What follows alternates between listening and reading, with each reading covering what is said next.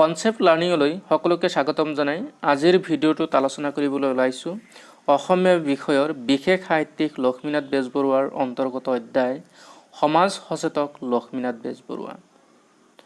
দায়বদ্ধ লেখক হিচাপে বেজবৰুৱাক ইয়াতে উল্লেখ কৰিব ১ নম্বৰত অসমীয়া ভাষা জাতি সংস্কৃতিৰ সংকটত উপস্থিত। দ্বিতীয়তে উল্লেখ কৰিব অসমীয়া ভাষা জাতি সংস্কৃতিৰ সংকট বা দুৰ্যোগ দূৰ কৰিবলৈ হাতত কলম তুলি লৈছিল। ৩ নম্বৰত উল্লেখ কৰিব অভা উহা সভাৰ জন্ম দিয়ে ১৮৮৮ চনত। ৪ নম্বৰত উল্লেখ কৰিব জোনাকী আলোচনী প্ৰকাশ কৰে ১৮৮৯ চনত। লক্ষ্মীনাথ বেজবৰুৱাৰ চেৰেপাৰ আমনি, ইয়াতে স্বদেশ চেতনাৰে পৰিপূৰ্ণ প্ৰবন্ধ অসমীয়া ভাষা সাহিত্যৰ ওপৰত প্ৰান্ত ভাষীসকলে চলোৱা অপপ্ৰচাৰৰ বিষয়ে বৰ্ণনা দাঙি ধৰে। লক্ষ্মীনাথ বেজবৰুৱাৰ চেৰেপাৰ আমনিৰ মূল পাঠৰ বিশ্লেষণ, ইয়াতে ১ নম্বৰত উল্লেখ কৰিব কৃষি পথাৰত চেৰেপা নামৰ এবিধ ক্ষুদ্ৰ অনুজাতীয় পতংগৰ আক্ৰমণ। দ্বিতীয়তে উল্লেখ কৰিব অতি ক্ষুদ্ৰ কিন্তু আক্ৰমণ অসহনীয়।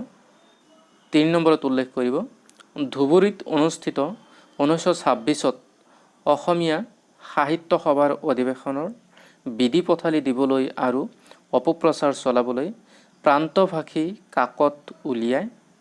৪ নম্বৰত উল্লেখ কৰিব বেজবৰুৱাৰ যোগ্য প্ৰত্যুত্তৰ। ৫ নম্বৰত উল্লেখ কৰিব বেজবৰুৱাৰ মতে সঁচাক মিছাকৈ দেখুৱাবলৈ যোৱাটো এবিধ বৰ্বৰতা।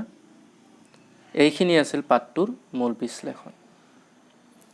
এইদৰে সংক্ষিপ্ত ৰূপত নোটছ বনাই পঢ়িলে নিশ্চয় পৰীক্ষাৰ আগত গোটেই কিতাপটো দিনত ২-৩ বাৰ কৰি দিবলৈ সক্ষম হ'ব আৰু পৰীক্ষাত ভাল ফলাফল দেখুৱাবলৈ সক্ষম হ'ব।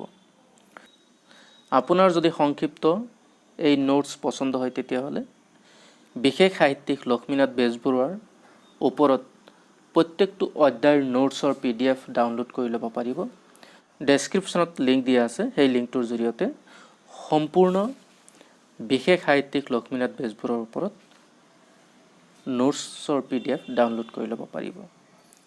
যদি আপোনাৰ উপকাৰত আহে তেতিয়াহ'লে আপোনাৰ সহপাঠীৰ লগত শ্বেয়াৰ কৰিব, চেনেলটো ছাবস্ক্ৰাইব কৰিব, লাইক কৰিব।